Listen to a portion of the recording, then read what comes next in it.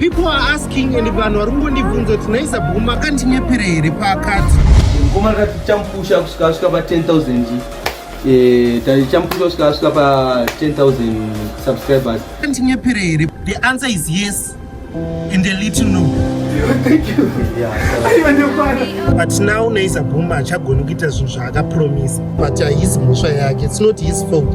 Maybe ari busy. Plus munhu anogara akawandirwa nezvinhu. Vamwe vatoenda. I want to thank Naiza boom nekufambisa kwaakaita video. In the time I'm recording this video, ratova over 28,000. Rakatomboitawo ndifile unge celeb. Afamba apa pauchitsvagei. Bopa. Apa Naiza boom. Avasimba pa Naiza boom. Famba pa minister.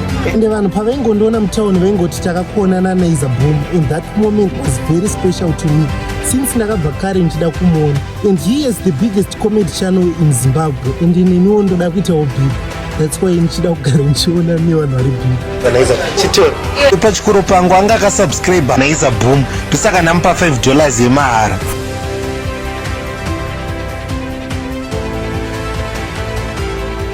Takoisa uchabudisa unondipa ndokupushira. Kana wasvika mu 10,000 followers. Saka musazofunga kuti handichafariri Naiza boom. I'm very grateful for being associated with big names in the industry. Hasta PV.